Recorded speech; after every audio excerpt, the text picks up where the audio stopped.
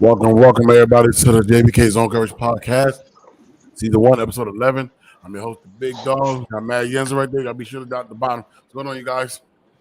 What up, dude? Hope everybody do well. I make it do a great weekend this week. We got football. It's Sunday, man. So you know what I mean? It's time for football. A whole lot of football talk.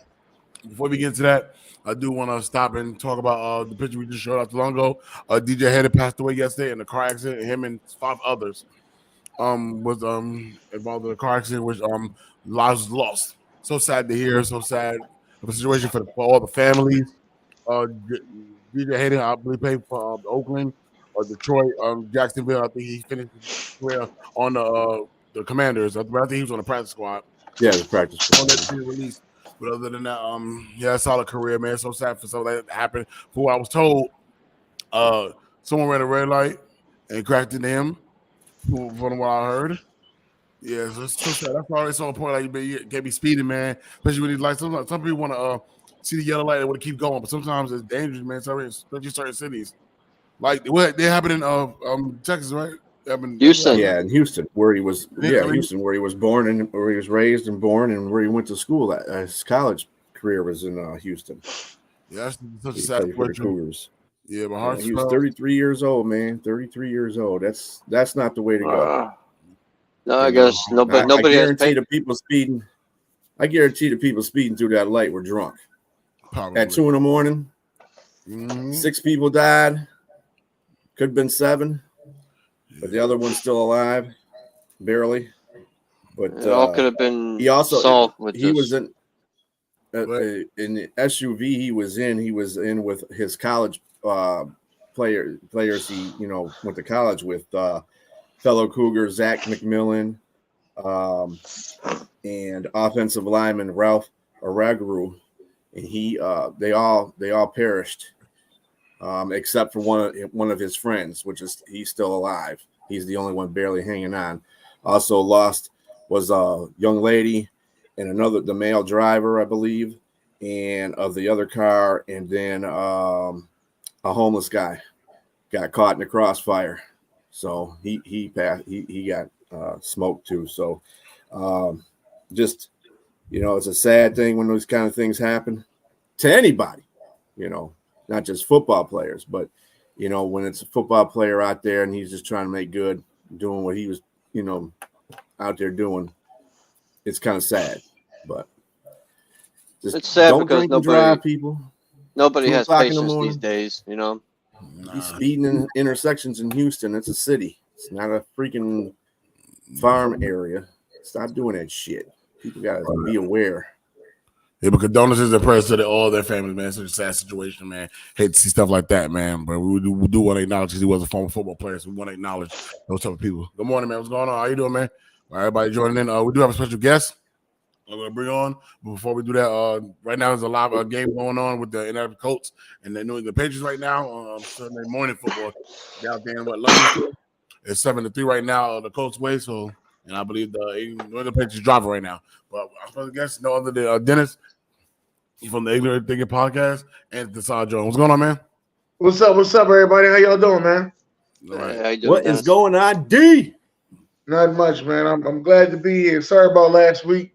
Oh, no, you good. Oh, no, we truly understand. We truly understand you, bro. Yeah. We truly understand. I wouldn't pass that up for I wouldn't either. On a dime either, dog. I would have missed the show, too. Right. Hey, but this week you ain't got no excuse because it's your bye week.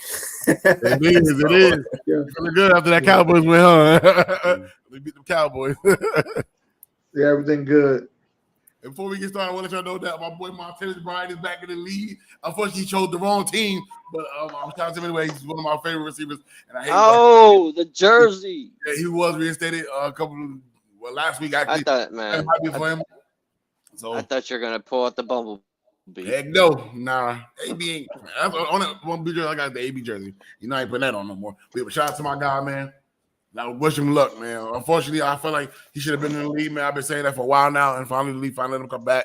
And I'm wishing him nothing but luck moving forward with the Dallas Cowboys. See what he does with them. But other than that, y'all just about ready to go? Yeah, let's get into the flashback.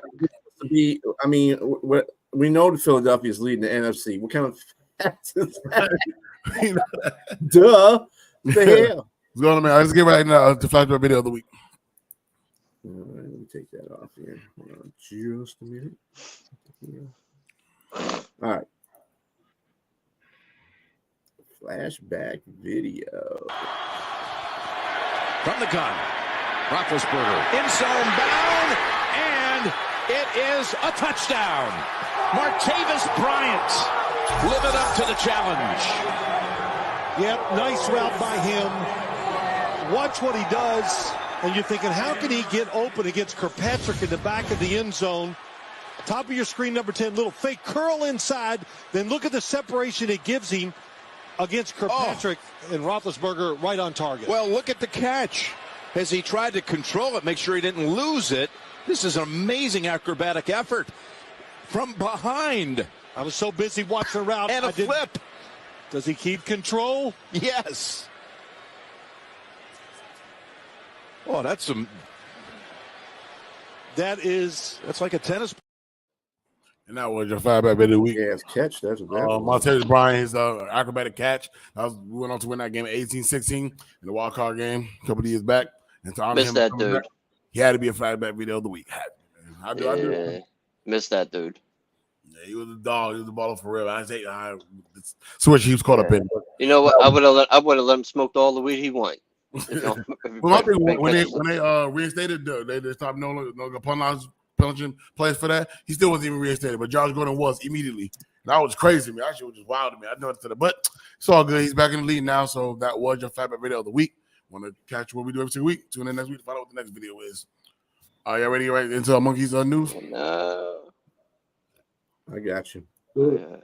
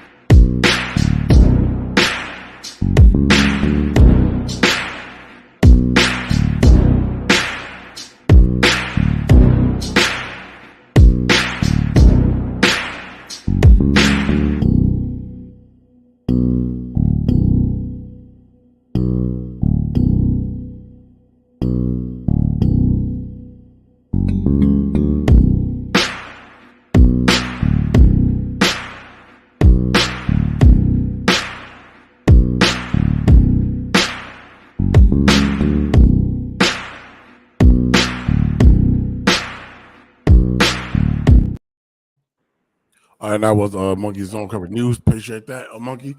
Hey, to be honest, I feel like CJ Stroud locked up the physical rookie deal with that game. I think somebody had to literally top that. You know, the past, but I think he locked that up with that game. That game was crazy. That was an amazing performance, man. I was talking with my favorite before CJ Stroud was B.J. Robinson, but then something's going on in Atlanta where they didn't even utilize him, so I kind of like, dang, we done. That was my favorite. But now I think CJ Stroud just really locked that up. I really think he did. Because, you know, the offensive rookie. Bijan isn't exactly doing what everybody set him out to do. And I know that might be underutilizing in Atlanta, but there's a reason why they're doing that. So. Yeah, I don't like it. Just like I don't like the way y'all was using Jahmyr Gibbs early. I don't like it. My should be a league back. They shouldn't be. They shouldn't be. Oh, you know, they my should do, God.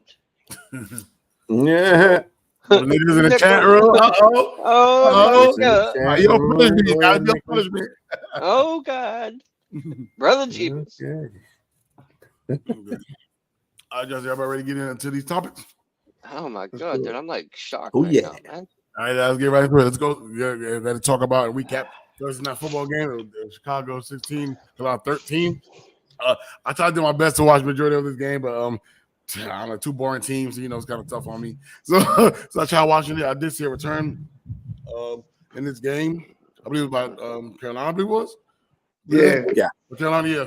Carolina player. It seemed like more of a defensive game, if you ask me. Like, none of the offense really played well. The quarterbacks played well in this game. So, I think it was heavily on the running game and the defense outside of the football, man. There's a lot of back and forth, man. A lot of, like, down to the wire type situation. Nobody really had a really big game. If you ask me, if you look at statistically wise, I feel like both teams relying heavily on the defense, man. And I feel like Carolina really seriously needs some help, man.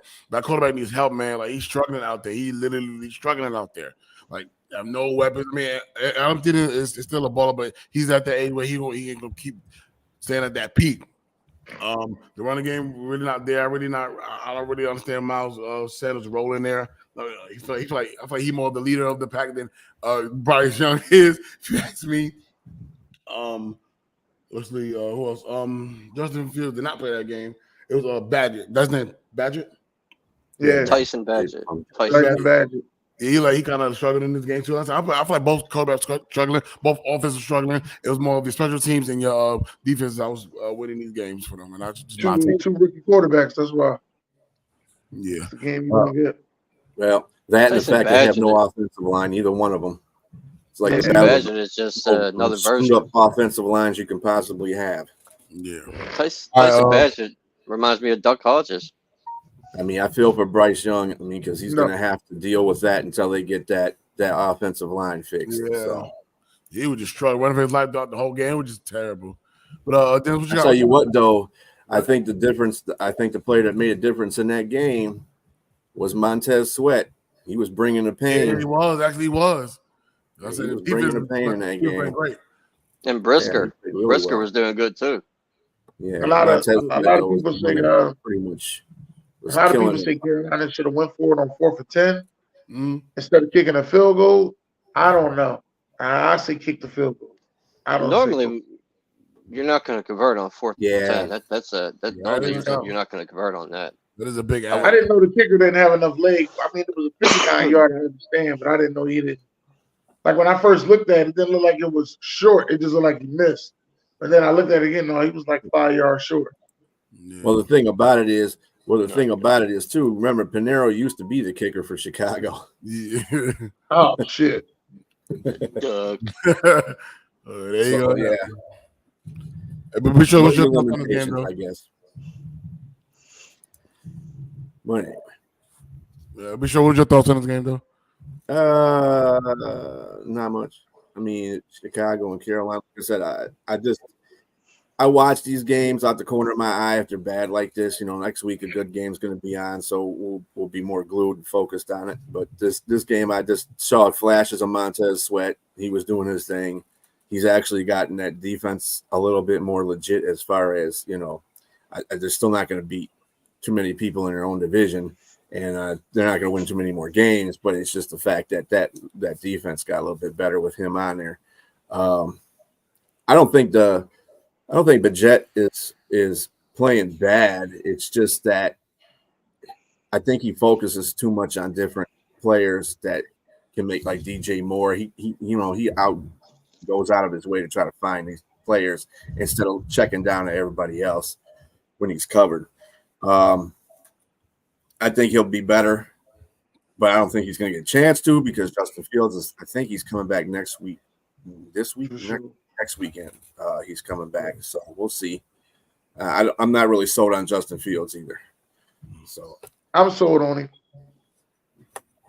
Yeah, he ain't get the hype that I wanted him to hit, but I'm sold on him. He ain't gonna hit that either if he doesn't know how to throw. You can't be running all day. That's quarterbacks that run all the time are not successful in the NFL. As far as winning and getting to the Super Bowl, that ain't gonna happen. He ain't gonna do that. He needs to start passing. He misses wide open passes, man. There's people he doesn't know how to read. I don't think it's more so his arm. I just think it's because he's thinking about it too much. That might be true too, but yeah, it just the way the game looks to him, it just looks like he's having a problem trying to figure out who he's supposed to hit on which play. That's what it looked like to me. Well, you can't get lucky every game. He's not reading defense as well. That's what it is. You can't get the coordinators put him in the best position either. Yeah, you can say that, but that style of play is a dangerous way to play the game. Yeah, you can get hit in the knee, pop your ACL, and you can. But they ain't addressed nothing in the offseason. And then on top of that, you can understand. They got a wide receiver. They got him on offensive lineman. I continue to hype on this situation, though. Regardless of him and his situation as quarterback, Chicago doesn't have an offensive line, so they can't block nobody half the time. They don't have one primary receiver. Mooney, maybe he's okay. No running game. These are fundamentals that you have to win football games. Good defense, good offensive line, and a running game. If you don't have any of that stuff, you can forget it. Mm-hmm. That's it. They messed up. I think they should run a two tight end format. They messed up by taking a right tackle instead of left tackle. Left tackle is to protect your blind side. I think and then if you do the strong man line, you're taking Clement out, which is another one of their weapons. Actually, he's almost a better weapon than DJ Moore is right now. Clement's out there balling, but if you put him in that package where he's got a block, that's going to take a weapon away. Yep. So I don't think he's a great. No, I just said you can run a two tight end set. I ain't say more so block, but it'll be like how the Patriots used to run with Gronk and Hernandez. They got Tunyon as a they got Tunyon. You paid Tunyon like you paid him, play him. That's what I say. Yeah, that's it. Green Bay let him go. Point there. What's that? Green Bay let him go. I thought they liked him. Yeah. No, they got a rookie. He's doing pretty good. They got. They got that. What's that rookie's name? They got Musgrave. Yeah. Luke Musgrave. He's doing now. He's Iowa State good now. I don't know why they got rid of Tunyon. Is he from Iowa State? I think he is from Iowa State. Yeah. Musgrave. Yeah, I think he's from Iowa. I mean, yeah. Let's go ahead and run into our first question of the day. Okay, here we go. All right, y'all, let's get it. Are the Ravens the most dominant team in the NFL right now? This is y'all's special guest. I'm going to start off with you. No. But they're doing a very good job, though. They are at home, they will beat you. Too bad if they see us in the Super Bowl, they won't be at home. So, but at home, they will beat you. They will dominate you at home. I'll say that. On the road, they're a different team. All right, Robbie. I would say they're definitely a top 2 team in the league. Like they got 5th rushing attack. The only thing my concern with the team come playoff time is that their 20th ranked pass offense is just going to want to scare me because teams are eventually going to clamp up on that run offense and find a way to shut it down. So right now, I would say they're top 2 dominant team right now. All right, Bishula. Well, I can say that they're definitely a dominant team in the last 3 games. They've their offensive. I mean, they're doing everything that you need to dominate. You got good offensive line play. Their defense is playing solid, and they got good running game. And Lamar is doing what Lamar was doing when he won the MVP. He's passing for more yards and running less, and he's letting the running backs do well. The running backs are taking the brunt of the running game. So when you have that going and it's starting to click, I think it's really starting to click for the Ravens. And they got a new offensive coordinator who's letting them play like that. So that's a good thing. Whether it continues, and we're only halfway through the season, whatever, if it continues or not, that's a whole different story. But as of this point in the last 3 games, I think they're the most dominant team in the NFL right now. Mm-hmm. But that's like that old saying, man. Like that old saying, it's not how you finish. It's not how you start, it's how you finish. All right, so for me right now, I think they got the most dominant defense. I think that the offense I still question It's a little bit, I like what they're doing with the offense, doing a lot better than they was doing when they had the last OC they had. But their defense is dominant, man. They're only giving up 13.8 points per game. That's first in the league. The second against the run, the second against the passing. Like they're really doing good right now. So I'm thoroughly impressed. Third down, they're seventh. The total offense, they're second in the league. So man, you look at the defense. The defense is making a way for the offense, man. Right now, defense is dominant right now, and I think that's what making them such a formidable team right now. So I was more likely to say that they're the most dominant defense, but the dominant team. If I had to answer it that way, they're probably top 3 dominant team, but not the most dominant team. I think their defense is leading the way for them in that department. So I'm gonna go with that right there. All right, let's go ahead and move to our next topic of the day. All right, y'all. Have the Commanders really found their quarterback of the future? Be sure. What you got? I mean, Sam Howell is not terrible at all. He's playing better than he did last year. He's just getting sacked a lot. That's another thing. Like I said, offensive line, man. You don't have an offensive line, your quarterback can't really do much. When Sam Howell's doing a lot with nothing. So I think that if he takes that, he just can't take no more punishment. I mean, this better be their last season of having that failed offensive line, because if they don't get him some help on that line, he's going to be Derek Carr all over again. Or not Derek Carr, but the other Carr, his brother, all over again. David Carr. David Carr, yeah. David. Getting knocked down every 2 seconds. You can't be doing that. He's got to have protection so he can do his thing.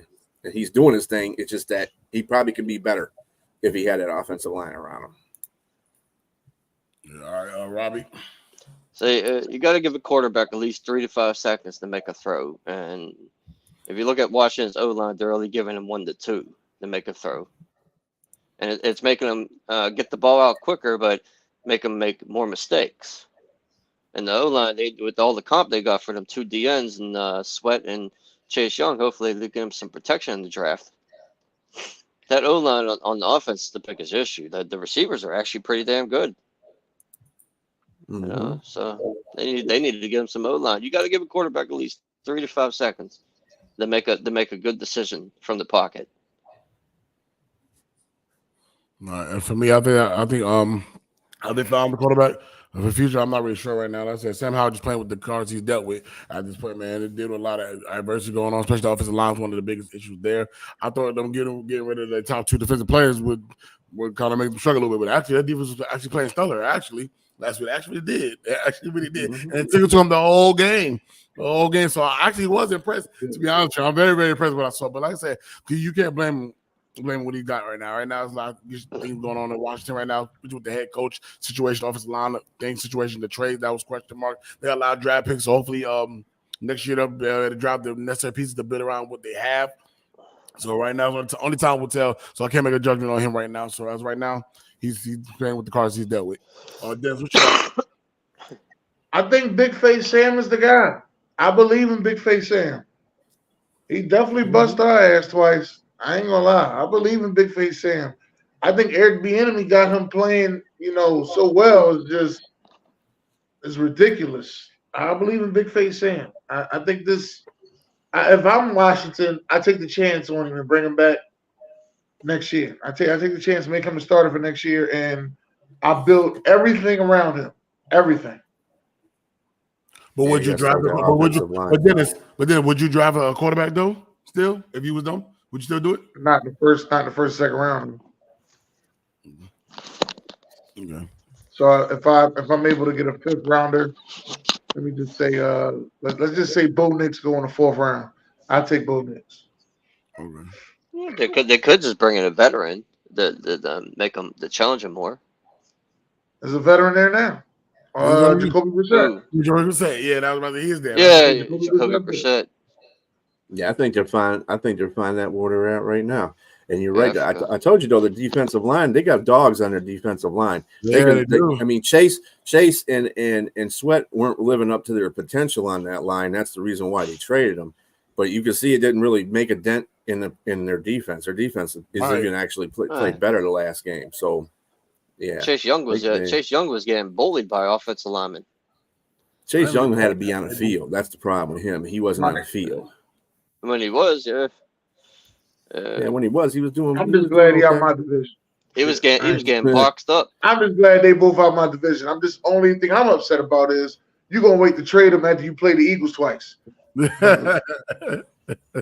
Well, you won both games, so don't complain. I know I'm complaining because if I had to go through that ass whooping, let the rest of my goddamn division go through that ass whooping I had to go through. Well, you're supposed to be top dog in that division, so you hand out the ass whoopings. It ain't supposed to be the other way around. All right, y'all, go ahead and move with our next topic of the day. All right, y'all. So she just tried to be included in the MVP talk. No. Usually these type of things, like these type of players, don't get included in type of things after your second year, third year, fourth year. But the first year, I don't know. The peak for rookies is rookie of the year. You go no farther than that. You may get a Pro Bowl, but no, it's not going to change. It doesn't happen, man. I have to disagree. I don't think so. If they win that division, he should be in those top 5 conversations. Mm-hmm. Never MVP award has nothing to do with the years you've been in the league for, right? No, because Dak Prescott was actually in MVP talks his rookie year. Yep. I mean, if you're going to include him, but having a chance to win it, I guess I'm looking at it as a chance to win standpoints. But if I look at, I don't think he's going to win it, but I think top 5 conversation. Yeah, he should definitely be included in it. Yeah, because if he keeps balling out the way he's balling out, I mean, really, his only bad game was against Carolina, which trips me out. Yeah, that was wild. That was wild. He threw one interception. He threw one interception in 10 weeks. I don't know how they lost that game. I knew he was going to lose that game. He threw one interception in 10 weeks. He has 14 touchdowns. Like almost 2,000 yards. He's better than most. He's better than most veteran quarterbacks right now. He is up there with Patrick Mahomes and Josh Allen and shit right now in stats. Josh Allen kind of. I mean, he can be in the MVP talk, right? But I don't think he's going to win MVP just because it's how the NFL is. So yeah, and especially if it's a team that is a winner anyway. Like if it's Kansas City, Patrick Mahomes, for instance, or Jalen Hurts, or Lamar Jackson. Those teams are pretty much already established as winning teams. They ain't gonna do that. He can be included. That's what I'm saying. He can be included in the MVP. I guess in that way, he ain't gonna win it. Right? Nah, he probably won't. He probably won't win it. But that's what they pick as offensive rookie of the year. That's their MVP for rookies. But yeah, I guess I should have read it that way. I wasn't ready to read it that way. I'm thinking like possibly winning it. The school part I took out, so that's on me. So yeah, but I think it should be there. Yeah. So it doesn't matter how long you've been in the league for. You can't deny the good stats that they got him. Yeah, but it's so hard to do that. Like he would have to the way he played last week, he had to put that for the rest of the season to have a chance to win it type of situation. Right. I mean, he's got to be throwing 400 yards and no touchdowns for the next 5 years. That's the only way he wins that. The only way he wins that. There's a first for everything. Without seeing him, though, he could probably do that, too. I don't know, man. That dude is good. There's a first for everything, right? Yeah. First good quarterback for Ohio State that came out of Ohio State. Be sure been talking about that for a while now. And don't he got 2 rookie wide receivers? Nico Collins is not a rookie. He's a veteran. He came a couple years ago, and then he does have another. Dell is a rookie. Tank Dell is a rookie, but he's got Schultz as a tight end. I mean, he's got a solid offense. Damian Pierce isn't going to play this Sunday, but that's another aspect of the offense that he has. So they got Mike Singletary as the backup running back. They got a pretty decent offensive line. Their defense is pretty solid too. They got Anderson, Willie Anderson, defensive end on their squad. Another rookie. He was second, third in the draft. I forgot. Third overall. Third pick. They moved. Third pick. Yeah. Third pick. Yeah, remember they traded him with the Cardinals to get him. They sacrificed another first round pick to get that dude. It was worth it in my eyes. Oh yeah. Wait, we're sure. All right, shall we go ahead and move our next topic of the day? All right, thoughts on Antonio Pierce head coaching debut. I don't really know what to say.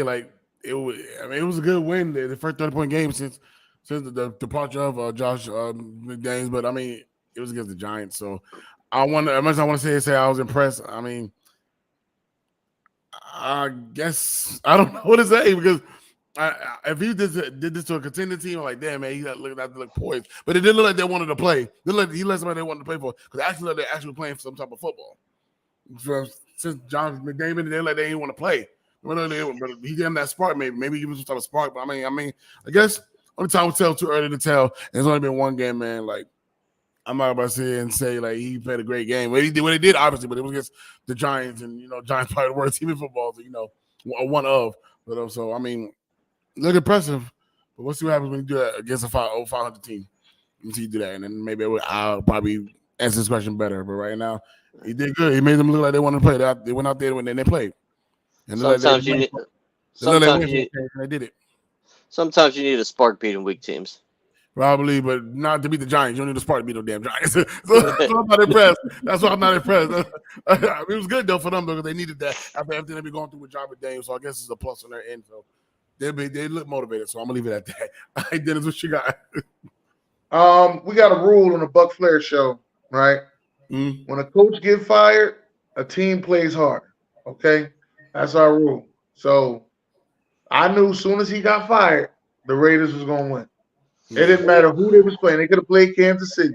They could have played Philadelphia. The Raiders was gonna win. You hear me? That's the type of confidence that they got going in now, and I kind of like what's going on. They got a black president up there with the Raiders, black GM, and a black head coach. I like what's going on over there. I like it a lot. I'm excited to see how this thing goes and keeps going forward. Yeah. That's why it's too early, but I do. They look motivated. They did look motivated, but I just don't think you need a spark against the Giants. I just don't. I think they would have won if Josh McDaniels was still there. That's how bad the Giants are to me. But I guess. But I say they look motivated. They look excited. So we'll see what happens. Robbie, what you got? They had a different vibe. Even though they played the Giants, sometimes you need a spark, and playing weak and beating weak teams might give you that spark. It was he had them ready. They were out there grinding. They were out there playing hard. They got rid of that bad stench, Josh McDaniels. Yeah, he should have been. I think Antonio Pierce is the guy for that team.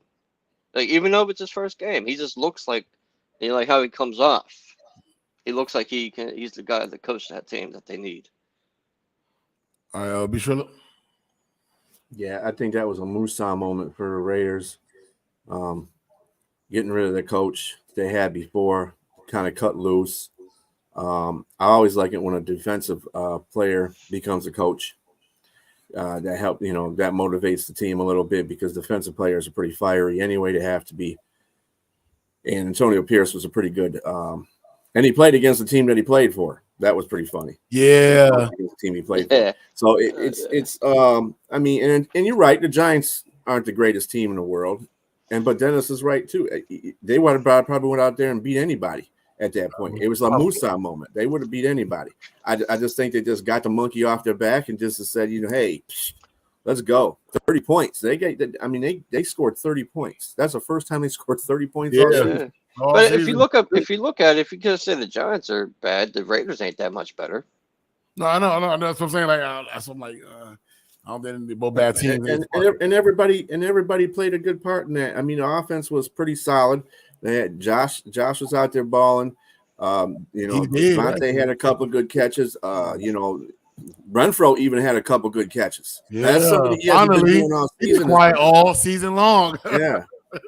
So he was on the verge of getting traded. Yeah. So you get that, and you start getting all the pieces rolling again. The Raiders will be formidable in their last few games. I'm not saying they're going to win the division by any means. But I don't even think they're going to have a winning record. But they're still going to be competitive. They're going to be better than they were, put it that way. Let's go move with our next topic of the day. All right, y'all. We got to talk about some midseason Mark Us awards. So, who are y'all offensive player of the year, defensive player of the year, offensive rookie year, defensive rookie of the year, and MVP in the mid mark of the season? Dennis, I'm going to start first. Offensive player of the year, Tyreek Hill. Defensive player of the year, TJ Watt. Offensive rookie of the year, we're giving it to CJ Stroud. Defensive rookie of the year, I'm giving it to Jalen Carter. MVP of the league, I'm going to go with Lamar. All right, for me, offensive player of the year is either between Tyreek Hill, AJ Brown, one of the two, man. Right now they're both balling, but if I had to give it to anybody, it'd probably be Tyreek Hill. But AJ Brown not so far off from that, not at all. They neck and neck right now. So 1A, 1B for that. Defensive player of the year, I'm going to TJ Watt, or you can actually do Myles Garrett or Max Crosby. Those top three right there are those right now. I like Michael Parsons, but he don't have the statistics that they do. Even though he is a game changer, game ready. But those are my top three right now. But I'm gonna go TJ Watt for that. Defensive rookie of the year, CJ Stroud. I told you that already. Actually, I agree with you, Dennis. Right there, Jalen Carter, defensive rookie of the year. Like I don't know if I really paying attention to him, but he going crazy right now. I like what he doing, man. He remind me of Hargrave, who we used to have. He remind me of that line, man. He is vicious, man. I love what he's doing, man. MVP. Everybody know I want to say Patrick Mahomes so bad, but oh man.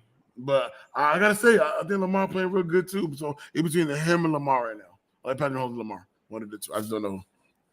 Right now, they just missed the mark. So I'm leaving it at that for now. 1A, 1B for that. All right, Robert, who you got?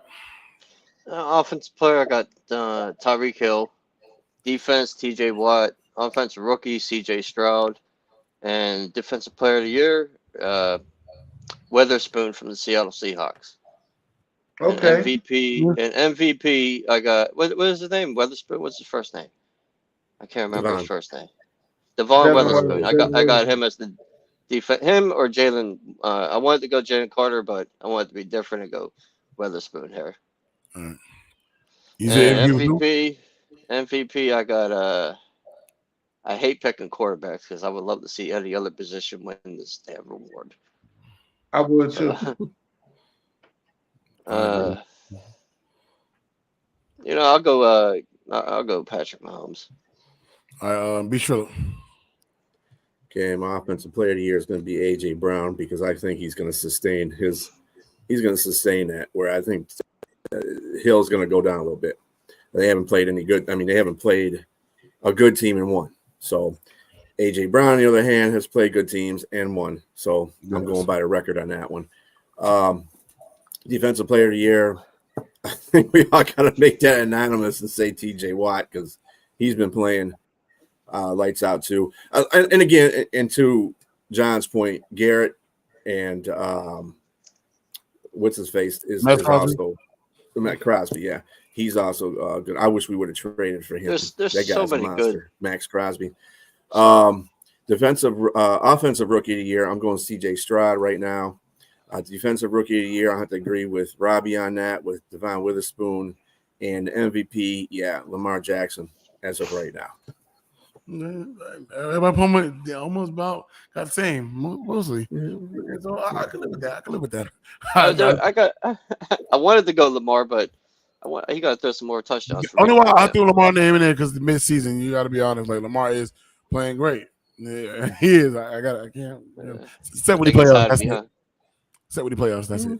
But other than that, they're pretty good. Oh yeah, the comeback player of the year, DeMar Hamlin. Of course, we all know he's getting that. We know that. Kevin. Ooh, comeback. Kevin's always got to throw some Buffalo. Well, you know he got something about Buffalo. Let me talk about Buffalo. All right, John, let's go to get right into our next topic. We'll get right into a Jag golf for the week, man. You know how we do it every single week.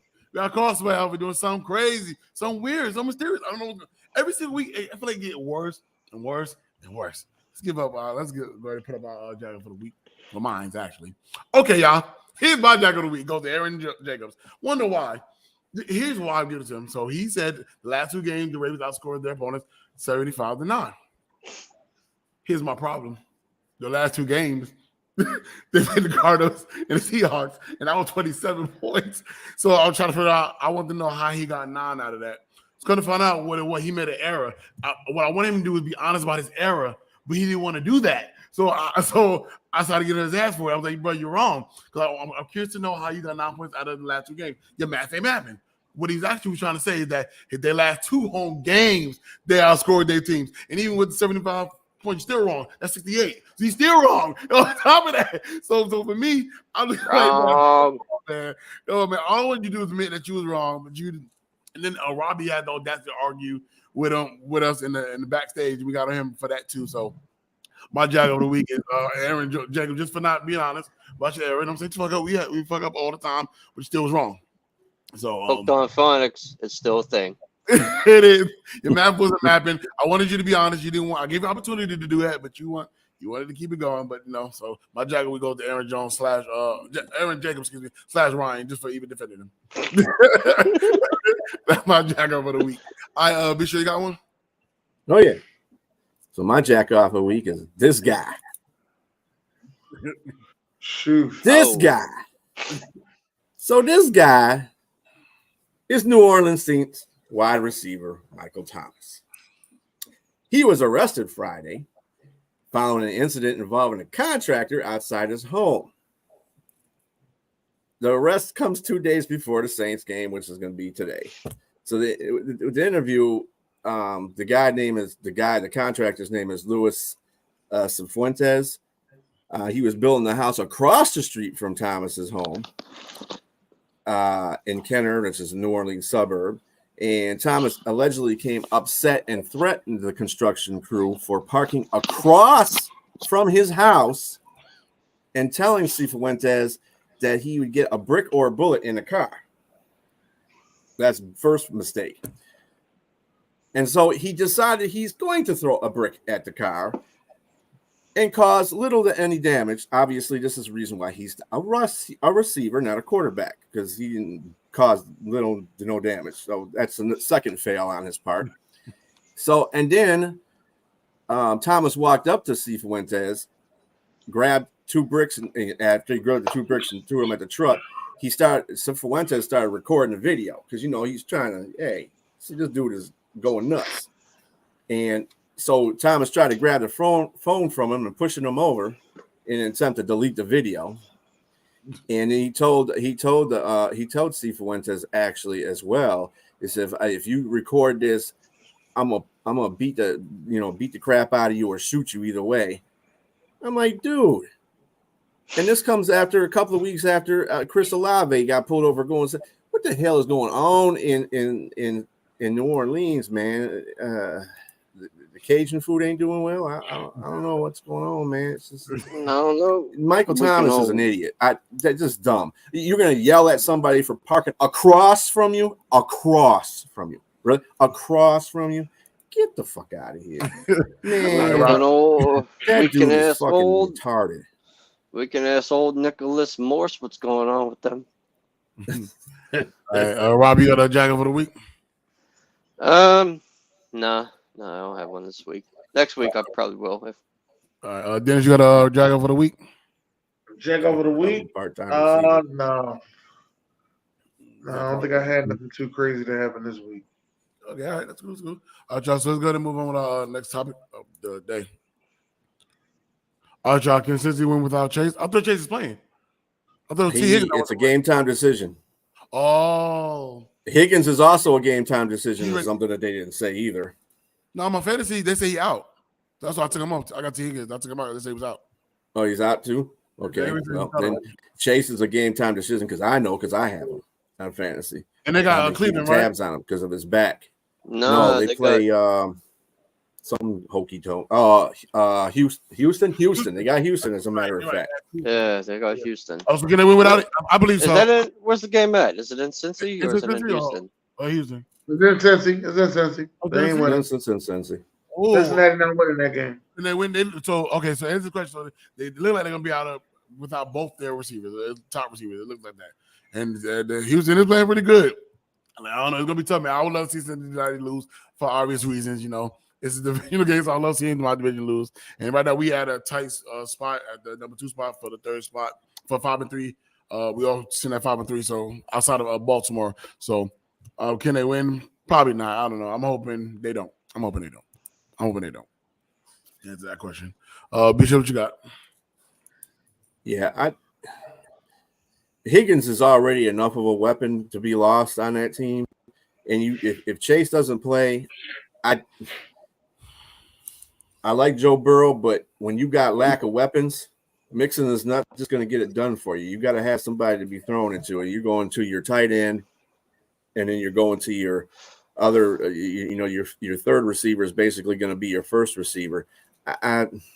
You are a taller boy. Chase, I just don't see their offense being effective. I don't know about their defense, but their offense, and if their offense is not effective, it's going to wear out their defense.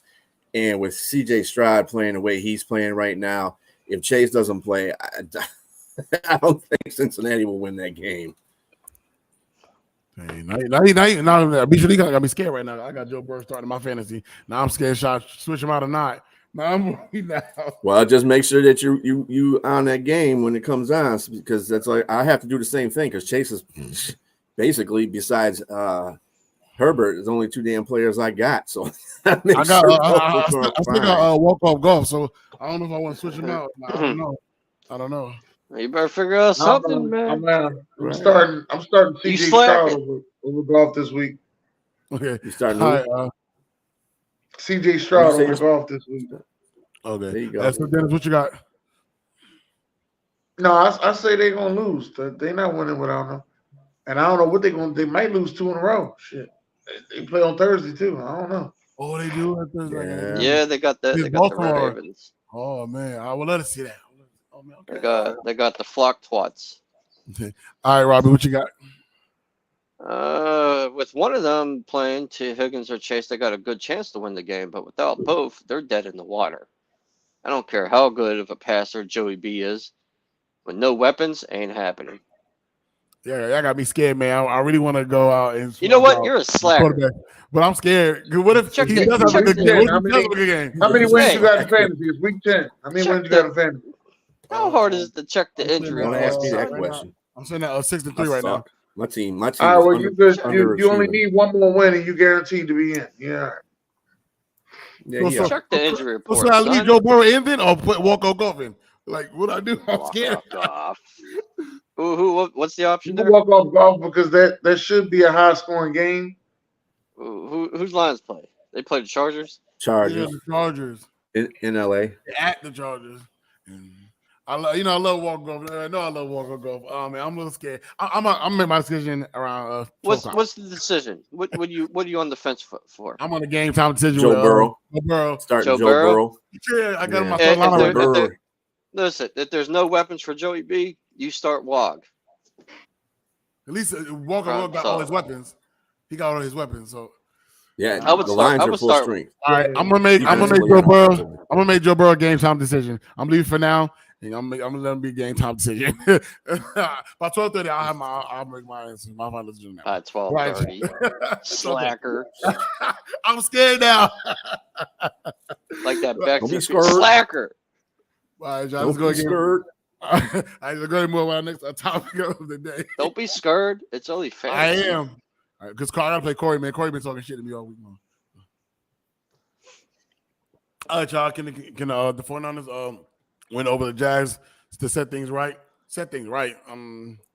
Of course, Dennis is over there shaking emphatically. You guys just don't like San Francisco at all. No, I like San Fran. I like San Fran. But right now the 49ers have been on a tough road. They're 3-game losing streak, headed into a bye. An older win, I believe so. But when they win this game against Jacksonville, I don't think so. And even if they did win this, would they make this right? No, they just because they got one win in the last 4. So if they did win this game, so I don't think they set things right. But they do need it. They need to get a win though. They really need to. They're 3-game lose streak right now. They went to the bye week. They got themselves together for what I'm told. Debo saying is back. MC's about healthy. The everybody's got well rested. So I think they this is a must win for them to stay in the race right now. So, but I think they do it. I don't think so because Jacksonville's looking really, really good. But the answer question, I don't think it's set thing right whether they lose or not. If they win, it won't set thing right because that's 3 out of the last 4. I mean, you lost. So, nah, I don't think it's set anything right. To answer the question. All right, Bishop, what you got? I think they're going to win because I think Debo's coming back, so they're going to have their full repertoire of weapons for Purdy. Their defense is going to have Chase, and that again, we got to remain to see how Chase does in that defense. But because even if they win that game, okay, it's going to be a good game too. Jacksonville ain't no slouch, obviously. But if San Francisco wins that game, I don't think it'll set things right. I think it'll get them off the losing snide. You know what I'm saying? They got to play games after this too. It's not going to automatically. Oh, we beat the Jags. We're going to win the rest of our games. No, That's not heck gonna happen. You gotta. It depends how they win over the Jags. If they beat them, it depends how Chase does on defense. Those are the things that'll set it right. Not just winning over the Jags is going to set things right. They gotta go do their thing. That's our stacking wins, basically. Yeah. But they need to. They really need to win. It's a must win for them. It is. Dennis, what you got? Dennis, what you got? I got Duval. Oh well, Duval. All right, Rob, what you got? Win the next one. One win ain't gonna set things right, but they can use this as a statement game. Let everybody know if they blow the Jaguars out, they can let everybody know, hey, we're back. But Jaguars got the last pass defense. They're 32nd against the pass. Brock Purdy should be able to tear this team apart. Yeah, but they only gonna put up 17 points. Yeah, well, those were against better defenses. I mean, if they blow out Pass defenses. if they happen to blow I out, wouldn't call Minnesota a great defense. That's what I was sitting there. Everybody was like, hey, they played like yeah. a good defense. They shut that offense down. They got so many weapons on that Niners offense. If the 49ers blow out the Jets, that's a statement. That's a statement again. It is, but I don't think it makes it. One win ain't gonna set it right, but they can use it as a statement win. Motivation, yeah, but I don't think it's to make a statement. It'll make it right because they got triple losses right now. In order to make things right, they got to stack them W's again. That's it. That's what to make it right. Stack wins. That's it. Same with same with the Raiders. Stack wins.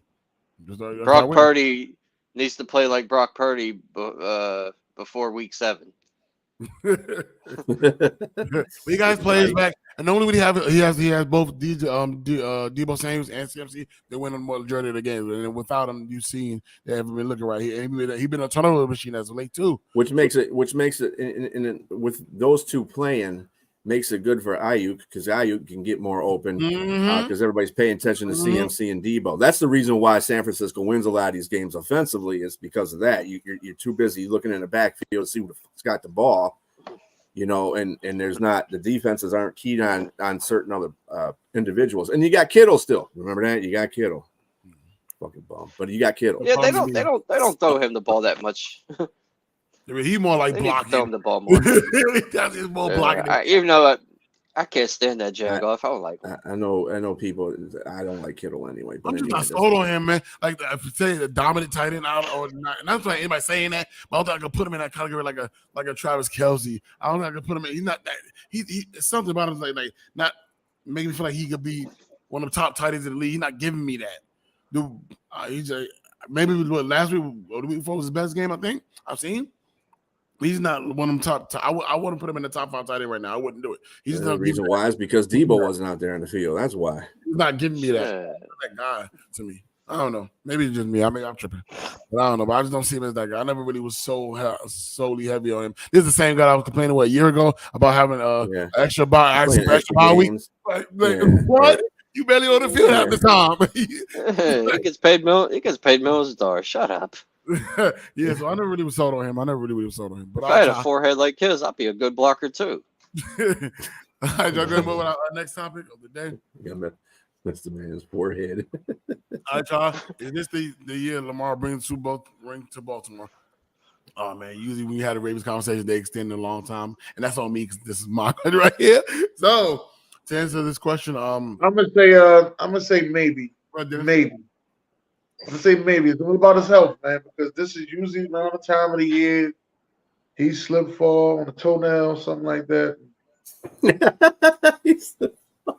I'm just saying that. Damn, Dennis. Really? That's your boy, man. I love Lamar. Your boy. I love Lamar. Lamar. I love Lamar, but I need him to stay healthy. Yeah. And to back up, this and that one. Usually toward the end of the season, where the injuries start happening, things like that happening, he start falling apart himself, and then later on the team start falling apart. But I think this is the year for them. I think this is the year it can be done. Right now, they're looking real good. Right now, they're winning. We're great football. The defense is playing one of the best in the league, if not the best in the league right now. The offense playing well. Lamar playing well. Everybody's is getting in football shape. as far as I'm concerned. So right now, I think this is the year. As long as no injuries happen and he keep playing what he's playing, I think he has a really, really, really good chance of doing it. Not saying he is, because I don't want to see nobody in my division win Super Bowl if it ain't Pittsburgh. So, but as right now, I think this is possibly could be the year. If they keep winning the way they are and defense keep playing the way they're playing, hey man, I'm still with that philosophy. Defense win games. So, defense win championship and offense sell tickets. So I like what they're doing right now. Right now, they really, really have a good chance of this year making that happen. They do. Be sure what you got. So, mid-season. I like where Lamar is going. Like I said, he's playing on his MVP caliber like he did in 2019. They did get in the playoffs that year, but they did lose that year in the playoffs. So I think this team is a little bit built better than the 2019 team. So I think they will advance farther, winning the Super Bowl. And, it's one of those things you got to see it to believe it. Lamar is capable of doing it. The Baltimore Ravens are capable of doing it. They got to do it. I can't sit there and say, yeah, they're going to, he can bring a Super Bowl ring there. He said that when he came there more than 5 years ago. They ain't done it yet. So whether it be injuries or, the offensive coordinator or whatever the crap was going on in Baltimore, I got to see it though. I really got to see it. So I can't say he will.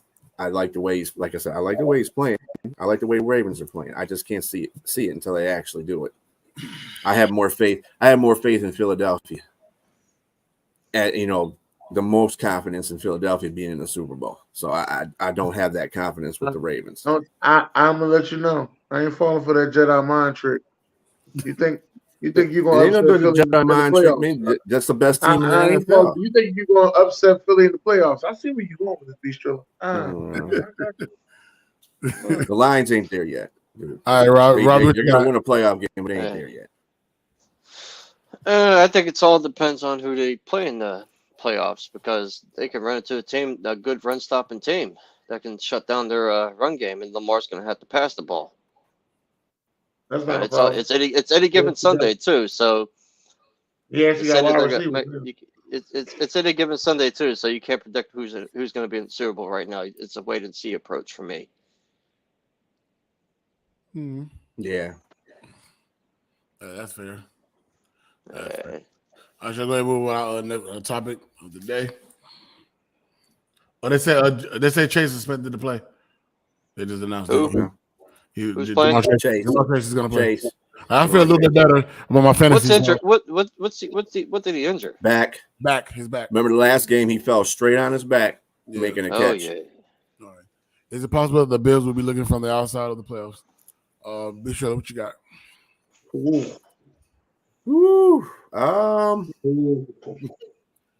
Miami can't beat a team over 500. That's the only thing that scares me about that division, because Miami is capable of taking that division over, but they can't beat nobody over 500. They haven't proven it yet.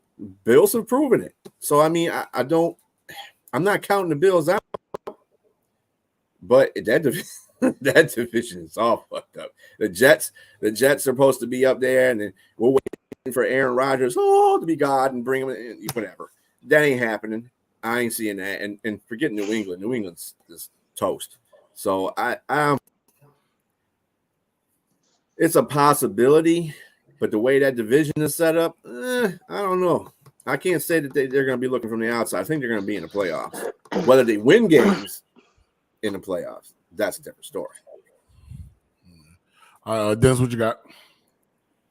I don't have a problem with Miami cannot beat teams over 500.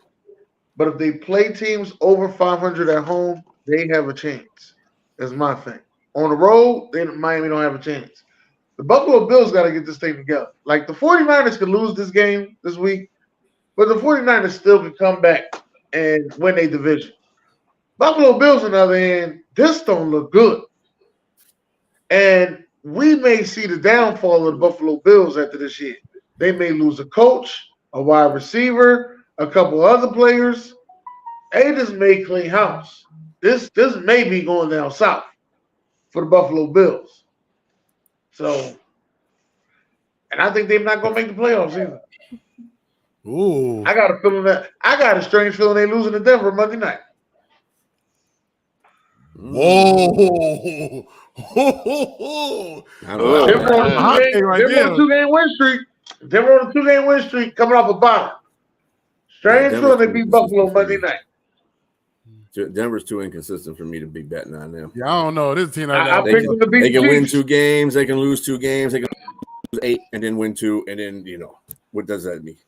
I don't think that. Where they at in Denver? No, they in Buffalo. Oh, they lose. Oh, that game. nah. Buffalo's losing. Buffalo's winning that game. They definitely win that. Denver. If it was in Denver, I might be with you on that. But if it's in Buffalo, no, they ain't gonna happen. Play really good at home, right? But They might not. It might be a tight score. I'll give you that. But Buffalo's winning that game. We watched If they are in Denver, in the words of I can't think of his name. Anyway, we just watched Buffalo struggle with the Giants on a referee not calling a pass interference. I can see Denver beating, and that was in Buffalo. Let's get that out of the way. I can see Denver beating Buffalo Monday Night Football. All right. So for me, I think they'll be in the playoffs. I think they will, but they have lost the last 2 of their 3 games. They have been struggling. A lot of key injuries going on there. A lot of turnovers still happening over there for Josh Allen. But I think they'll still be in it right now. But I don't know if they'll make it far. Like if they like want to be in a wild card team, they could really be in trouble. They really could be in trouble right now. They are struggling for what it's worth. Like a lot of injuries have a lot to do with that. The turnovers that keep happening over there as well. So I honestly think I don't know if they'll go far. They'll make a big playoff push like they did a couple of years ago. But I don't think they're gonna go any farther than what they're looking at right now. Right now, sitting at 5-4 right now, and that could still change, still early. But at the same time, right now, like the turnovers is a major issue there, and then them key injuries are too. The defense not as stellar as it used to be. They still play pretty good defense, but like that turnover thing is really killing them. And they're struggling against teams they should have beaten or they should have been won against. But it happens though. But I think they still be in play. But I just don't think they'll make a big push. I don't think so. They look like a wild card team to me, not one of the top teams. They're not looking like a conference team, divisional team. They look like a wild card team right now. That's what they're looking right now. So and to answer your question, thanks, Brandon, for chiming in there. And to answer your question to that, it ain't a player. That's who it is. Be Trilla. That's who it is. I thought it was a Penny Soldiers. I thought it was. I was like, can't tell. All right, shall I go ahead and move on? Next topic of the day. Hey, you forgot me. Oh, I'm sorry, Robbie. I apologize. My bad. Go ahead. So damn quiet. Bills got the tougher schedule than the Dolphins. The Dolphins don't see tough opponents to the last 3 games of the year, where they played I think the Cowboys and Cowboys, Bills, and I forgot the other one. But the Bills got the tougher schedule. You want to know who their opponents are? They got 3 in a row tough games after the next 2. After they play the Broncos and the Jets, they got the Eagles, Chiefs, and Cowboys. They got the Eagles at home. They got the Eagles at home with the Kelly Greens on. They got the Eagles. They're on the road. They're on the road for 2 out of them 3 games. They got the Eagles. The Eagles are home. Chiefs are home, and then they got the Cowboys at home. Yeah, that's gonna be tough. That's gonna be kind of tough. Then not only that, they go to the West Coast after the Cowboys game to the Chargers. But don't y'all got a tough stretch too?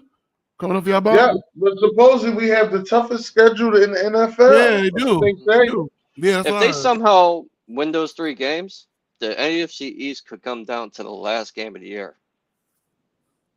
We have the Kansas City, Buffalo, Dallas, San Fran, Dallas.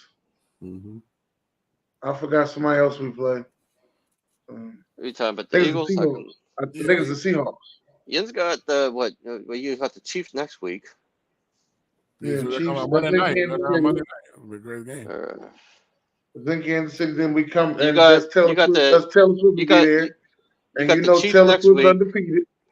You got the Chiefs next week, and then you got the Bills the week after. Yeah, Bills got to come to Philly with the Kelly Greens on. That's a Kelly Green game. Yeah, and then and after the Bills, y'all got the Niners. Yeah, that's gonna be tough. Niners got to come in here too. And then after the Niners, you got the Cowboys the next week. That's right. Got to go to Dallas. That's why I think they got the toughest. I think Philadelphia got the toughest. And But, then We was ranked the But you gotta see. Hold You up. say they got the toughest, but let me tell you this right here. Most of those teams that they're playing that are tough are at Philadelphia. So that right eliminates the fact that that's a hard schedule. I mean, but you He can plays hold when they're at on. home. They have Damn. another one.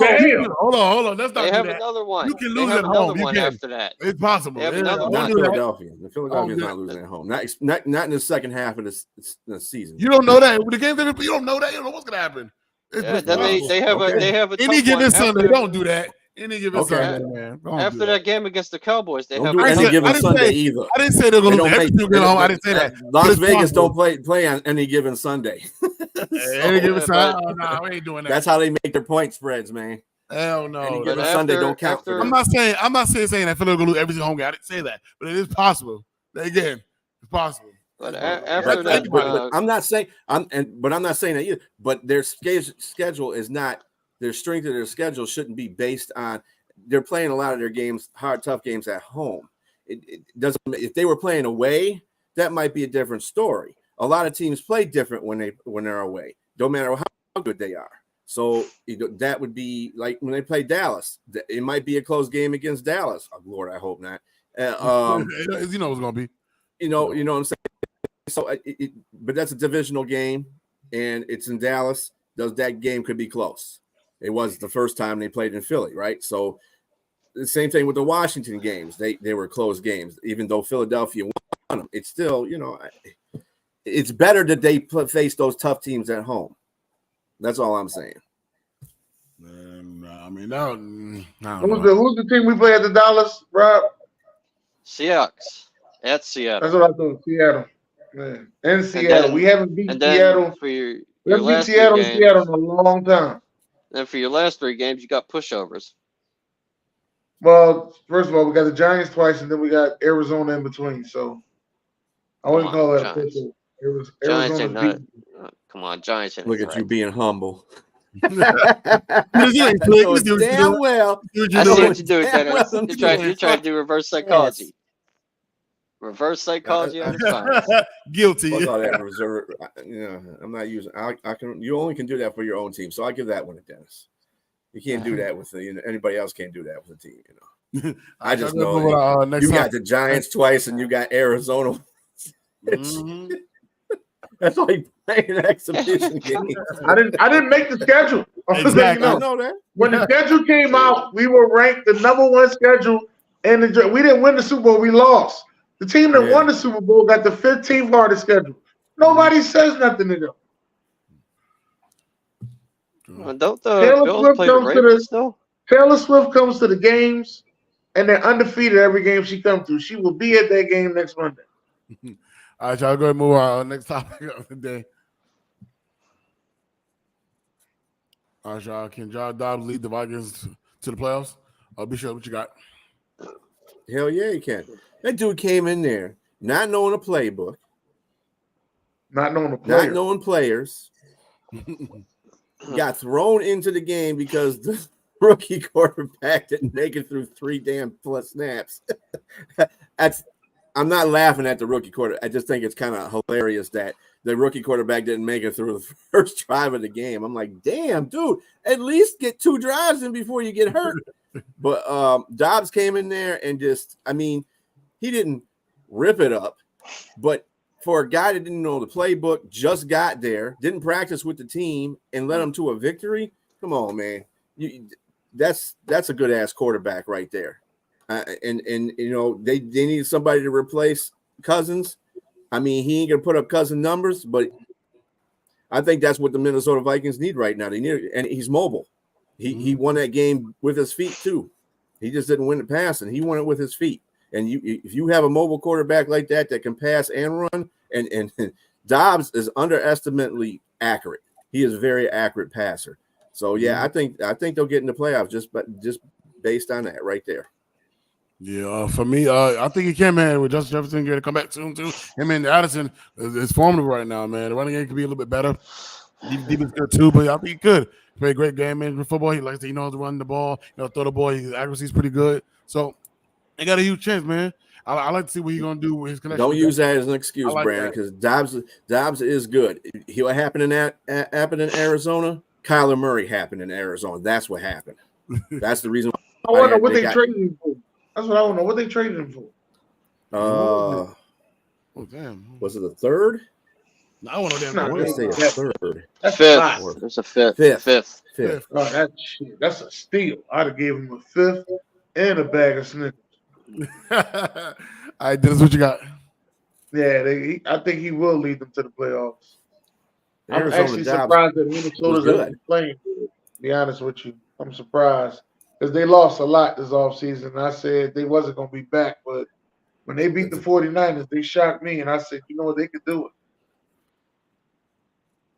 Yeah, they did that. Over 500 total yards in that game on that Monday night, almost. And then Brandon, he has a losing streak.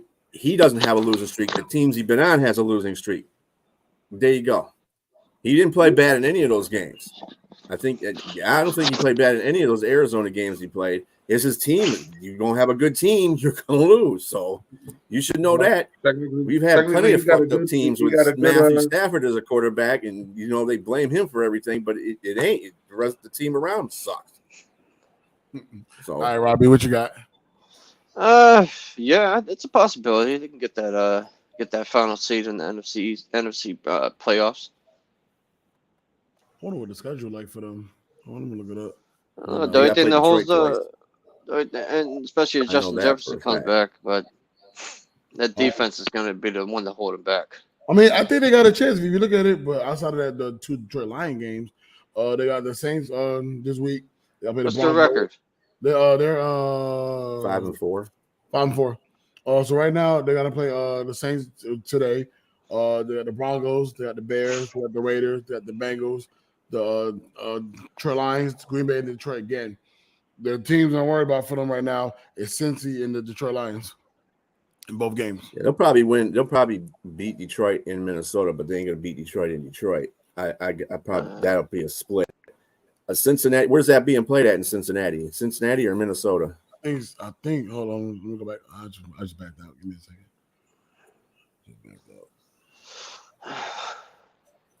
I would just look at the schedule. They at Cincy. They gonna lose that game. Yeah, Cincy. Yeah, Cincinnati. Yeah, they beat San Francisco, so I don't know. Yeah, well, yeah, that is true. But Cincinnati too. That's So, what I I mean, they making Justin Jefferson coming back. Yeah, he is. Yeah, he is. the only problem I have with Minnesota right now, their passing game is going to be elite because they got Justin Jefferson, they got Addison, they got Hawkinson, they got Osborne. Their offensive line is really good on pass downs. They got one of the best offensive linemen top in the PFF. The thing that bothers me about that team is their running game. Their running game is shit. It's nah. And Akers is not playing no more. So did he get hurt? You got Madison. Yeah, he's out for the year. Season. And Madison is not. He's not. He's not Dalvin Cook. The hell out of me in fantasy, Madison. Yeah, he sucks. I could have told you not to pick him up. He's just not good. Well, He's a good fill-in. He's a good fill-in, but he ain't a starter. Well, I'm gonna tell you what it was. I'm gonna tell you what it was. When Dalvin Cook used to go down, Madison used to come in and get these amazing fantasy points. So I was like, I don't expect him to get me no 25 a game, but I can see him getting me 10 to 15 a game. You know what I mean? He barely getting me 6. I told Dan. Madison is not a starting running back. He's a good backup, but he's not a good starting running back. Yeah. He'll come in there and I fill in. I feel that same way about Tony Pollard. Yeah. Yeah, he's a disappointment this year, too. But anyway. All right, ready for our next topic? All right, y'all. Can Kyler Murray turn the Cardinals season around? Be sure. Nope. I mean, you're just because you put a different bag on the trash doesn't mean it's still trash. You know what I'm saying? I like Kyler Murray in a way, as long as the Call of Duty came out, so I don't know how focused he's going to be playing. Damn, y'all ain't right. But no, just because they got a different court. I mean, the rest of the team, you either got to have a rest of the team with it. I mean, because Kyler Murray's not going to do it all he might be good for 1 or 2 wins, maybe. But other than that, nah, I don't think he's going to turn it around. It takes the whole team to do that, and they don't have the players. Dennis? I purposely think that they're displaying him for trade value. I agree. That's true. Agree. Mm-hmm. I agree. 100%. I agree. That makes perfect sense, man. But is it to answer the question? No. They ain't ready. They 1-8 right now. They probably could potentially win this game today. But Conner come back and James Conner coming back. They're at home, so hopefully they probably still got to win here probably. I have no trust in Atlanta at all whatsoever. So yeah. So, but chances around, no, not really. And I agree with this 100%. I think they use them for value. So they want to play lights out, so he'd be used to get some good pieces to move. He's been in the news a lot about concerning being traded or being moved on from. So, I think right. so. A lot of teams like, I ain't trade for Kyler Murray because he's still injured. So once you see him play, you see that the injury ain't really affect him any good. You'll be a team like Atlanta that go ahead and say, you know what, we need a quarterback. Mm-hmm. Right, I agree with you 100%. All right, Robbie, go ahead. I'm gonna go no because Kyler Murray probably has better things to do, like win a Call of Duty MLG tournament. There we go.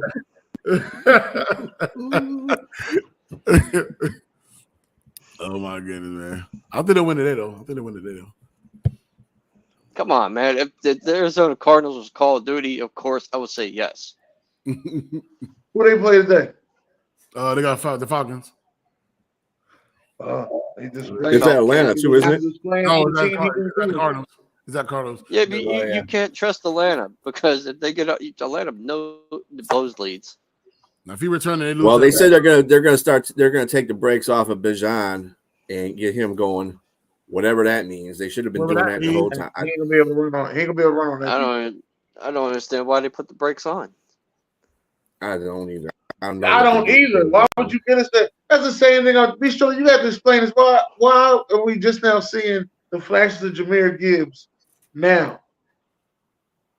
They had Montgomery. Montgomery's the number 1 back. The Lions stick to their stuff, man. They don't pussyfoot around with shit. They told Jahmyr Gibbs when he got drafted, you're going to be the second running back. And Montgomery is very effective. That dude had six touchdowns in his first five games. Okay, so he's an effective running back, and he's going to be back today too. So you'll see the reason why they didn't have Jahmyr Gibbs when Jahmyr Gibbs is out there producing. Of course, it's kind of like it's Madison effect, except without Madison. Madison's garbage. But I'm just saying, Jahmyr Gibbs is a good running back. But if he comes, they have a formula that they're sticking to. So you telling me I should bench Jahmyr Gibbs and put Aaron Jones in? No, because they can do nothing today. Who is Aaron Jones playing again? Oh, hell no. Don't put Aaron Jones in, not against Pittsburgh's defense. No, fuck that. Dog, you could get Jahmyr because you know what they said? There's going to be equal carries between – I don't want to see this, but there's going to be equal carries between Montgomery and Gibbs today. So Gibbs is good out the backfield as far as passing. He's way better pass catcher than Montgomery is. So I would still get Jahmyr Gibbs. I have a feeling he's going to break one on the Chargers today, too. So Jahmyr would be good, way better to play than Aaron Jones. I guarantee in that game, Dillon is going to be the focal running back for Green Bay. So, because Aaron Jones ain't been doing shit. That's going to continue. All right.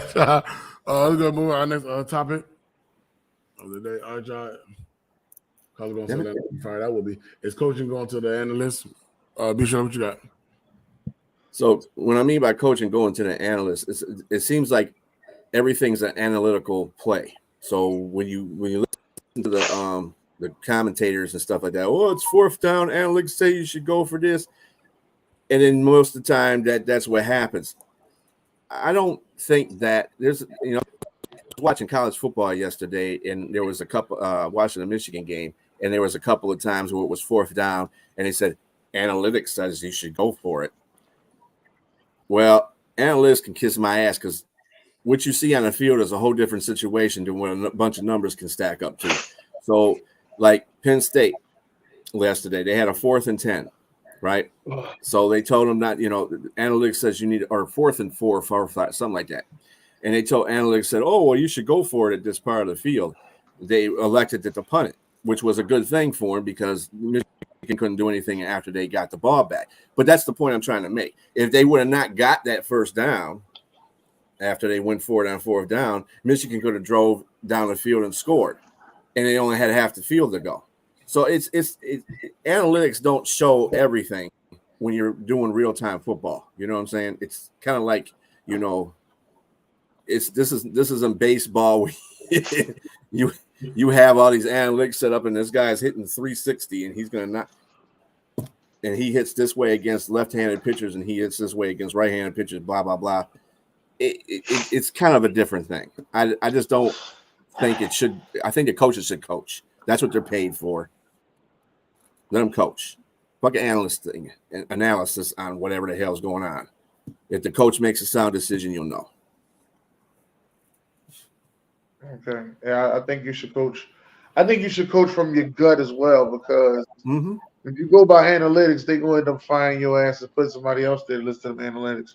But if you coach with your gut, you believe in your players, you'll go far in this league. Yep. All good coaches do that. I think all three of us have teams that have benefited from coaching. Sirianni's a good coach. Tomlin's a good coach. Campbell's a good coach in those situations. And they don't really go back to analytics. They just go what's in their gut. So I actually agree with everything I just said. I agree.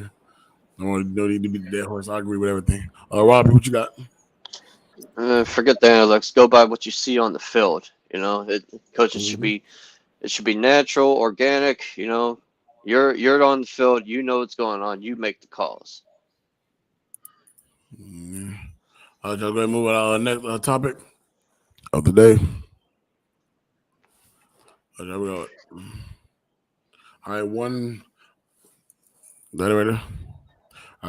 mid-season stat from every game. So I'm gonna run through a list for you.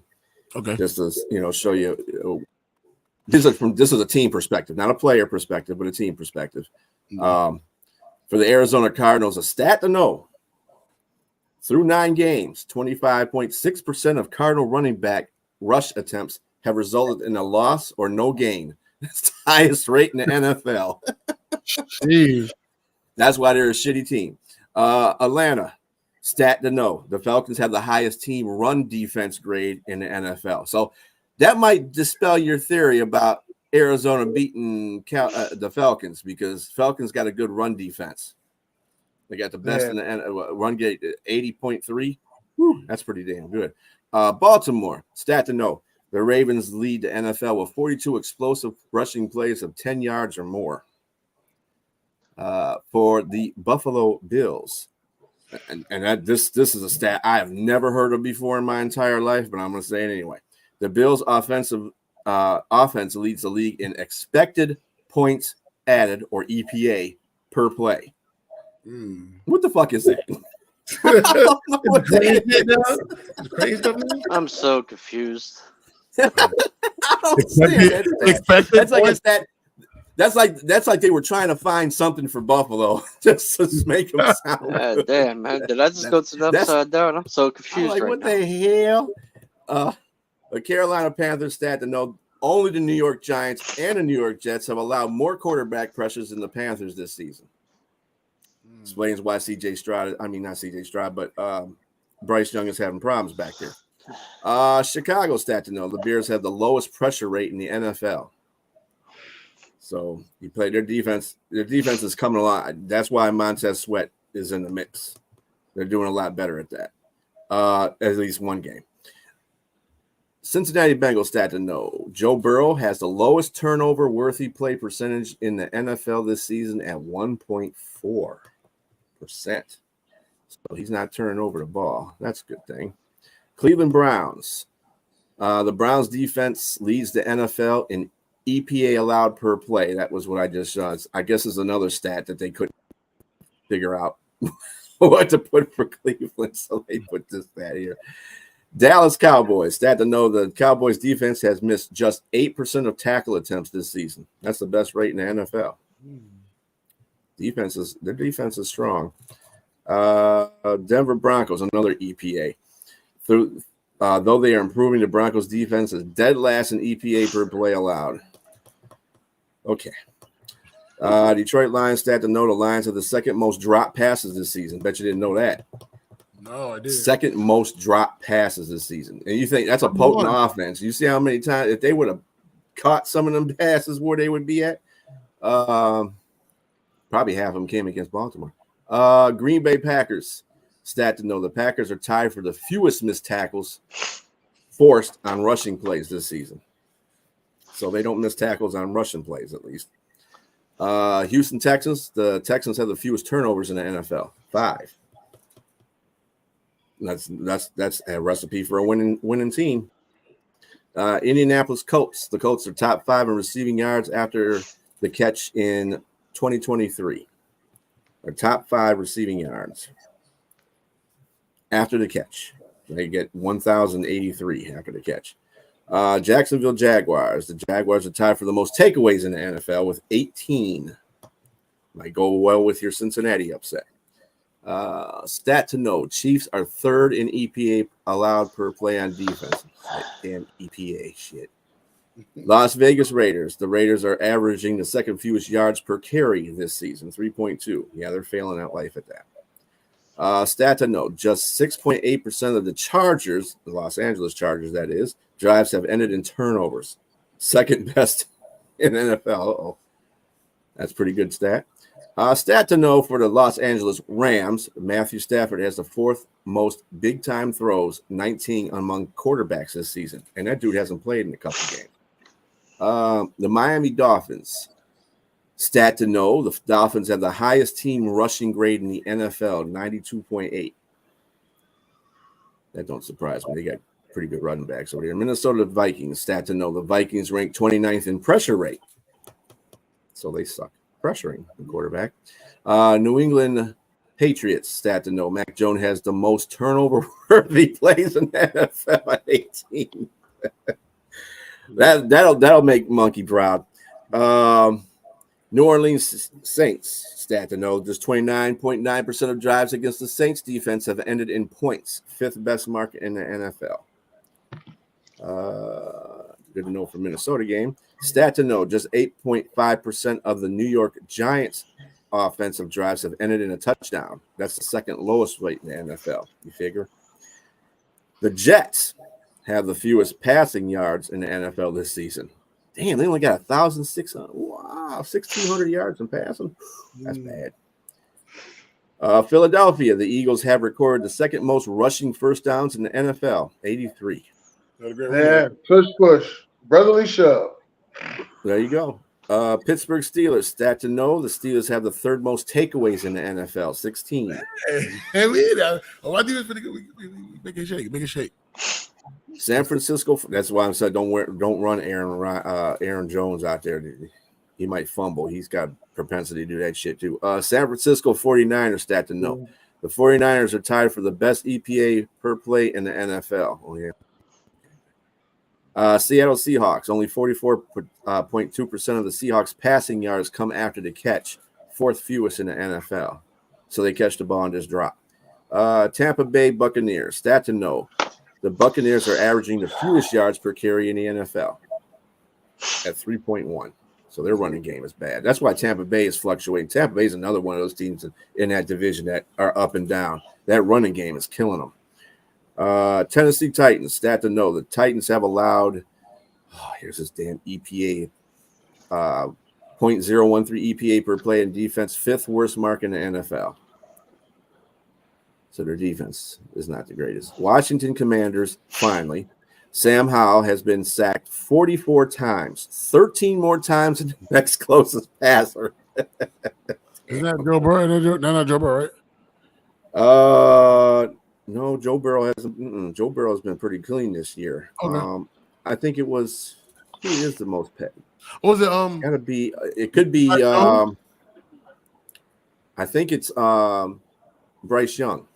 Oh yeah, matter of fact, you might be right. You might be right now. Yeah, Minnie Mouse is getting killed. Yeah, he is. He's getting destroyed. You got to get Minnie Mouse some protection there. Anyway, that's it for the midseason stats from every team. I'm sure that you were all really attentive on that. Anyway. All right, so this week I A don't lot have of shocking, lot of shocking ones. right, it is. Hey, so I don't have a draft down this week. Be sure, do you have one? No. I don't have one this week, so we'll go right into our pick'ems. Hopefully next week we do a little bit better on that one. Let's go to our pick'ems. All right, y'all. So you know the deal. I'm showing the games. They're gonna give me y'all a pick as I clear your names. We're gonna list till we complete the whole thing. All right, y'all. We already know that Thursday night's game already went down already. Carolina won that one 16-13. So we're ready to, and right now the Colts and the Patriots are still playing. What's the score? 7-3 in the third quarter. So Damn, ain't nobody scored since the Indianapolis touchdown. Huh? Yeah, Wow. awesome They game, missed man. they missed the field goal. They missed the Patriots missed yeah. the field goal. All Chip right. shot field goal too. So I who would y'all be got? taking my. All right, so I got the Colts to win this game. Robbie, who you got? I got the Colts. I got the horseshoes. All right, Dennis. Yeah, I took the Colts as well. All right, Bishop. Yeah, I took the Colts. I think it was a clean sweep on that. All right, we got Houston at Cincinnati. I'm gonna go Cincinnati. I feel a little more comfortable with Josh. Chase Young is playing. Jamar Chase, excuse me, playing. So I'm gonna go with Cincinnati. Robbie. I got the Zebras. All right, Dennis. Yeah, I'm going with Houston. All right, Bishop. This is a tough one because Houston is playing pretty well. DeMarco's got them guys playing great. I don't know how effective Chase is going to be though with that bad back. I'm gonna go out on a limb and say I'm still rolling with Cincinnati because it's in Cincinnati. That's the only reason why I'm picking them. All right, and I got everybody. Okay, I got everybody right. All right, so Yep. New Orleans, Minnesota. I'm gonna go Minnesota here. Robbie. I'm going with the Vikings. Dennis. Minnesota plays New Orleans. Yeah, Minnesota. Yeah, I'm gonna go with Minnesota as well. All right, dude. We got Green Bay, Pittsburgh. I got Pittsburgh. Robbie. Well, we The know moldy that. cheeseheads are going down. Steelers. All right, Dennis. I'm taking Go Pack Go. Okay. You sure? You know, I ain't picking no damn Green Bay in this one. It's gonna be definitely Pittsburgh. It's in Pittsburgh too. Yeah. All right, then we got Tennessee at Tampa Bay. A matter of fact, fuck all that. I like Will Levi. So I'm going Tennessee. Robbie. Yeah. I'm going with Tampon Bay. Dennis. Tennessee. I'm going with mayonnaise. Give me mayonnaise. Mayonnaise in the mayonnaise coffee. and coffee. All right, Bishop. So I'm going with mayonnaise and a coffee too because they can at least run the ball. Tampa Bay can't. Yeah. Then we got 49ers at Jacksonville. This is a game that the 49ers should win. They need to win. Remember, this is a must win for them. But I think Jacksonville is just a lot better right now. So I'm going to go Jacksonville. Robbie. 49ers. All right, Dennis. No, we're going Duval. Duval. All right, Bishop. Everybody's back for San Francisco. I'm gonna have to go with San Francisco over Jacksonville on that one. Jacksonville's got the 32nd worst pass defense in the league. So yeah. All right, then we got Cleveland at Baltimore. I need Baltimore to beat Cleveland, keep them out of the race with the top of second place. So I'm gonna go Baltimore. And they're really, really good at home. Like I said, they're really tough team to beat at home. So I'm gonna go with Baltimore in this game. Robbie. Baltimore. Give me Dennis. Who Baltimore playing again? Cleveland and Baltimore. Ron Browns. Best two defenses in the league. I took Baltimore. Be sure. I am definitely taking Baltimore because it's an M&T stadium and they already kicked their ass in Cleveland. So yeah, this is a no-brainer here. That's definitely Baltimore. All right. Is what you going to playing? Watson playing, right? Who's that? Watson's playing. Yep. Okay. All right. Well, yeah, it's gonna be a game, but I like Baltimore though. But anyway, all right. Atlanta at Arizona. I'm gonna go get Arizona just because Kyler Murray bad. I think they probably let him get that win. Sink that win in. Yeah, I took Arizona as well. All right. Dennis, you already got him. All right, Robbie. Give me the Falcons. All right, be sure. I'll take Arizona. All right, then we got Detroit at the Chargers. I got Detroit. Robbie. I got Detroit. Fuck them Chargers. What game are you on? The Chargers. You better say Detroit with that because you don't like the Chargers. Right. The underachieving Chargers. You don't like Air either. But anyway, I'm going for Detroit right now. One. Yeah, I'm going Detroit. All right, then we got the Giants at Dallas. I got Dallas in that one. Robbie. Who's Dallas play again? The Giants. Giants. Oh, Dallas. Yeah, and maybe that's why I forgot because it's the Giants. All right, Dennis. Yeah, fuck that. You know what? I want the Giants to win. I know they ain't got no chance. I know they ain't got no chance in hell, but I want the Giants to win. Fuck that. Of course you do. Be sure. Yeah. Unfortunately, I share the enthusiasm for that with Dennis, but Dallas is just a better team, and they're at home. So, yeah, it's not going to happen. Blow them out. All right, we got Washington at Seattle. I like this game, actually. I don't like this game. I'm going to go Seattle. Fantasy reasons, so forgive me. Robbie. Seattle. All right, Dennis. Big face Sam. I'm taking Washington. All right, and Bishop. I'm thinking about Seattle's beat down they got against Baltimore. But hey, Detroit came back and won their game, so I'm going to take Seattle. All right, y'all. Do we move with the Monday night? Sunday night football. Actually, Jets. We got the Las Vegas Raiders. I'm gonna go Raiders here. I'm gonna go Raiders. Yeah, I'm going Raiders too. All right, Robbie. I'm gonna go with the alarm clock to wake me up after this game's over. Wow. The Raiders, unfortunately, but I'm gonna be sleeping during this game. All right, be sure. Yeah, I'm gonna have to go with the Raiders in this one too. Hey, speaking of sleep, they just got a video of Robert Kraft sleeping standing up. They just had one TV. You know it's bad when Robert Kraft is sleeping. All the details that they got on TV. Oh my god. Sleeping ain't easy. Monday Night Football. We got Denver Broncos at the Buffalo Bills. I got Buffalo. Robbie. Man, Denver don't got a shot. I'm going with the Buffalo Dollar Bills. Yeah, fuck that. I'm taking Denver. I'm taking Denver. Let's ride. All right, be sure. If it was in Denver, I might take Denver, but it's in Buffalo, so I'm taking Buffalo. All right, and that concludes the pick sheet for week 10. Good luck to y'all do the Thursday night game or y'all do the Thursday night game? We talked about it at the top. We went over that. Yeah, no. The next Thursday night. What's the next Thursday night? It's Cincinnati and Baltimore, isn't it? Yeah. Baltimore, and isn't that's at Baltimore? Yeah. I think so. Yeah, it is. Yeah, no. Well, I'm gonna tell you right now, it's gonna be Baltimore. You ain't beating Baltimore right now at M&T Stadium. Not with how they're playing. They're home. I think Baltimore's home. No, it's in Baltimore. It's in Baltimore. Yeah, it's in Baltimore. That's what I'm saying. Yeah, Baltimore. I was at that stadium. My knees hurt at that motherfucking stadium.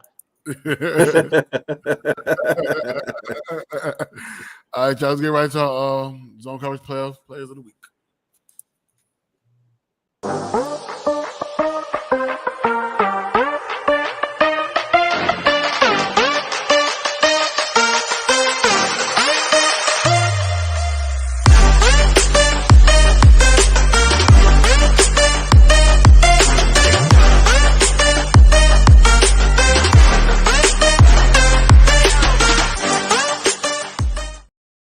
Two Texan players. How about three it? Texan players. That's got to be a record for us. Yeah, it's three. Yeah, it's a record. Actually, it is a record. 3. My bad. It's the Texans. Yeah, that's crazy. That's crazy. I ain't never seen that on the playoff zone coverage players of the week. I really had that. Yeah, I was gonna say at the beginning of the season that Houston could be a playoff team. I just didn't want to get laughed at for that. They got a good coach. They got a great quarterback. They got good lines. The lines are stable. They got good offensive weapons, and their defense is playing solid. I don't see why they couldn't get in the playoffs. They can win that division. They win that division, man. They got to play Jacksonville a couple of times. That's just the only thing.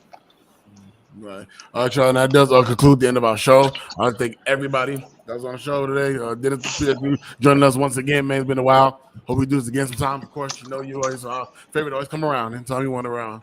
Gotcha. Okay. All right. Real quick, Dennis, I'm gonna put 30 seconds on the clock. Give you time to shout out. Anybody want to shout out? You ready? Ready? Okay. Go. Listen, I don't really have a full shot, but just make sure y'all tune into the Ignorant Thinker podcast. I got shows coming to you almost every day, so I'll keep you tuned in. I'm gonna keep doing my thing. Just keep tuning into us, and we also have a non-sports show called The Side Joint each and every Saturday morning at 10 a.m. That was it. All right, thank you, man. We appreciate you so much. Be sure you got anything? No, I just hope everybody's teams do. Well, besides Dennis, because he can just relax and watch everybody else lose. But good luck to Pittsburgh, obviously the Lions, and anybody out there's teams that are joining us on the comment section. Good luck to your teams. Have a good Sunday. That's it from me. All right, Robbie, do you want to say? Go Lions, go Bills, and Kevin, stay angry. Real quick, I forgot to mention it in the beginning of the show. I totally forgot. We do have a new QR code for our show. So there's our new QR code right here. I want you to go to scan it to my right. Y'all let us know how y'all looking at it. You scan the QR codes for free. We can do all of our platforms that we have. Make sure you follow us today. Scan it today. Get involved with us with all the exclusive content, all the highlights. We'll be each and one of these social media platforms. So go ahead and scan our QR code today and let a friend to the friend to the friend join us today, man. So I want to plug that in real quick. And let me just go to give me solo.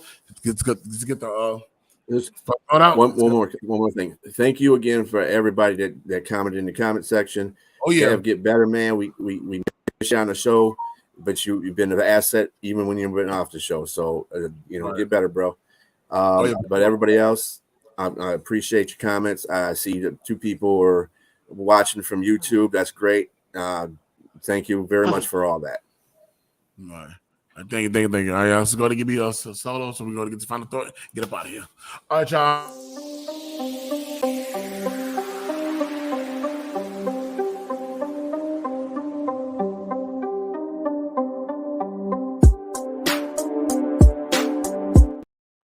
All right, I want to say thank you to everyone that showed up on the podcast today. Dennis, you're great, man. Hope to have you again soon.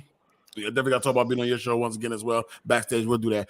Thank you, be sure to thank you, Robbie. Thank all the viewers that view what I say. Everybody in the comment section, you guys rock. We got another one, not you guys, and continue to keep supporting us every single Sunday, 10 a.m. right here, man. Let's go to get the final thought put up. All right, so here's your final thought. All right, hope but never expect. Look for it but never wait. Hope that does something for somebody, man. Be positive on this day. Bless to everybody's team today, except for Dallas. And